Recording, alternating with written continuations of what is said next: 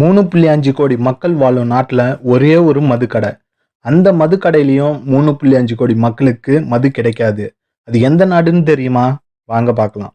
உலகில் பெரும்பாலான நாடுகளில் மது விற்பனை என்பது சாதாரணமான விஷயமாக இருக்கலாம். ஆனால் 3.5 கோடி மக்கள் வசிக்கும் நாட்டில் ஒரே ஒரு மதுக்கடை என்பது ஆச்சரியமான விஷயம்தான். ஆனால் அதை விட ஆச்சரியமான விஷயம் என்னன்னா, அந்த மதுபான கடையில் அனைவருக்குமே மது கிடைக்காது. இந்த வித்தியாசமான சட்டம் சவுதி அரேபியால தான் இருக்கு. சவுதி அரேபியாவில் மது ஏன் தடை செய்யப்பட்டிருக்குன்னு உங்களுக்கு தெரியுமா? சவுதி அரேபியா ஒரு இஸ்லாமிய நாடாக இருப்பதனால இங்க சட்டத்தின் அடிப்படையா இஸ்லாமிய சட்டத்திற்கு ஹரியா உள்ளது. இஸ்லாமிய மத கொள்கையின்படி மது அருந்துவது முற்றிலும் தடை செய்யப்பட்டுள்ளது. இதனால தான் சவுதியில மது அருந்துவது தடை செய்யப்பட்டிருக்கு. அப்படின்னா அந்த ஒரு மது கடையும் யாருக்காக?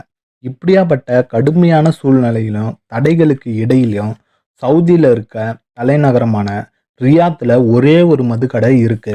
இந்த கடையை வெளிநாட்டு தூதருக்கும் சிறப்பு அதிகாரிகளுக்காக தான் உருவாக்கியிருக்காங்க. சவுதியோட குடிமக்கள் மது கடையில் நுழைய முடியாது. நியூயார்க்கோட போஸ்ட் உள்ளிட்ட சர்வதேச ஊடகத்தோட அறிக்கையின்படி சமீபத்தில் இந்த கடையில் முஸ்லிம் அல்லாத வெளிநாட்டில் இருக்கிற குடிமக்களுக்கு மட்டுமே மது விற்க தொடங்கியிருக்காங்க.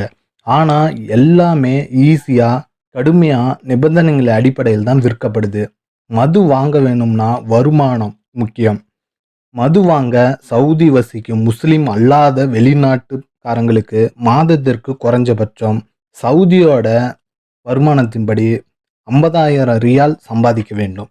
கிட்டத்தட்ட இந்தியாவோட மதிப்புக்கு 12 லட்சம் மாதம் சம்பாதிக்கிற ஒருத்தரால் மட்டும்தான் அந்த கடையில் மது வாங்க முடியும். சவுதியில் சராசரி ஒரு நபர் வருமானம் 10,250 ரியாலு. இந்திய மதிப்புக்கு 2,50,000. அங்கே மது வாங்கணும்னா 5 மடங்கு வருமானம் அதிகமாக இருக்கணும். அதனால தான் பணக்காரங்க மட்டுமே மது வாங்குற முடியுது. இது போல் நம்ம நாட்டிலையும் சட்டம் இருந்தால் சிறப்பாக இருக்கும்ல, மக்களோட வாழ்க்கையும் சிறப்பாக இருக்கும்.